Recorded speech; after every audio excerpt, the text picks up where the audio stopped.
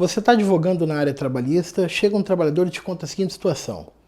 Eu sou pintor automotivo, trabalho há mais de 20 anos na mesma empresa, sempre utilizei tintas para pintar os automóveis, tintas essas que possuem benzeno, e a empresa nunca me forneceu, por exemplo, uma máscara dessas que são certificadas pelo Inmetro.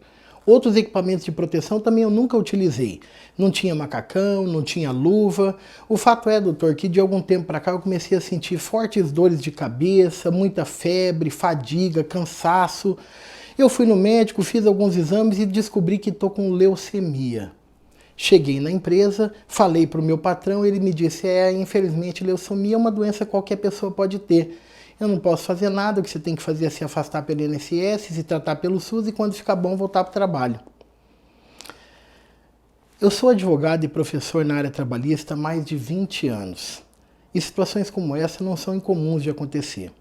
E o que eu quero falar com você que está advogando nessa área, que recebe uma situação como essa, é como fazer uma ação de indenização por acidente de trabalho por equiparação de um caso como esse, de um trabalhador que é portador de leucemia, que passe por uma situação como essa. Eu vou fazer aqui um guia muito prático de como eu faria diante de uma situação como essa e, aliás, casos que eu até já abordei no dia a dia da minha vida profissional. Primeira coisa que eu quero deixar claro para vocês é que quando o empregador fala não tem nada para mim fazer, é porque ele está se baseando na ideia de que as doenças degenerativas, aquelas que são por idade, elas não são consideradas como acidente de trabalho. De fato, isso está na lei. E, aliás, é a primeira coisa que você vai desmistificar no processo. Deixar claro para o juiz, olha, não se trata de uma doença degenerativa.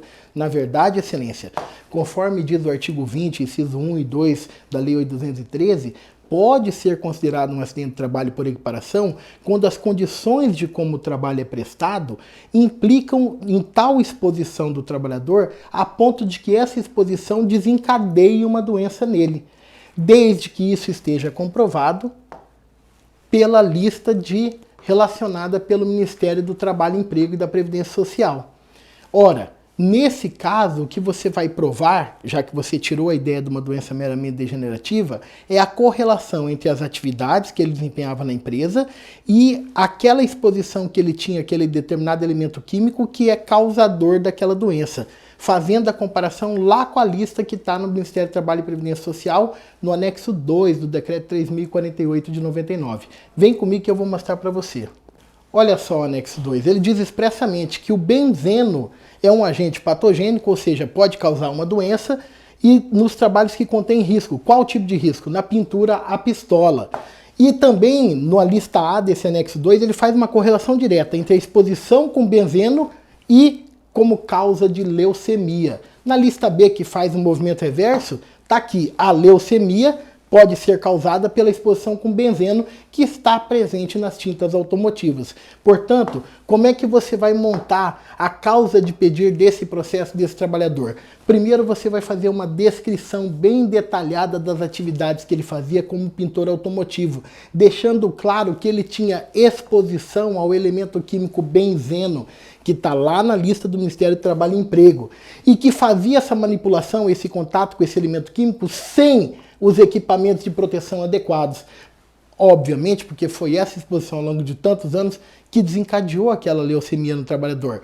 O segundo ponto na montagem desse processo, você tem que trazer a prova da doença que ele se acometeu por conta das condições de trabalho. A leucemia, você vai trazer os exames, os laudos médicos que comprovam aquela doença.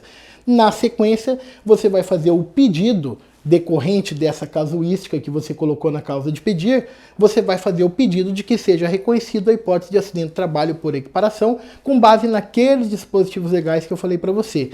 E uma vez reconhecido o acidente de trabalho por equiparação, você vai seguir a sua petição fazendo todos os outros pedidos indenizatórios, pensão mensal vitalícia, indenização por danos morais, indenização por danos estéticos, se o caso, tratamento médico daquele trabalhador, tratamento medicamentoso, os medicamentos que ele tiver que tomar, enfim, uma série de direitos que ele possa ter em razão do reconhecimento do acidente de trabalho por equiparação, que eu posso falar sobre eles em algum outro vídeo para você, é só ficar ligado aqui nesse canal.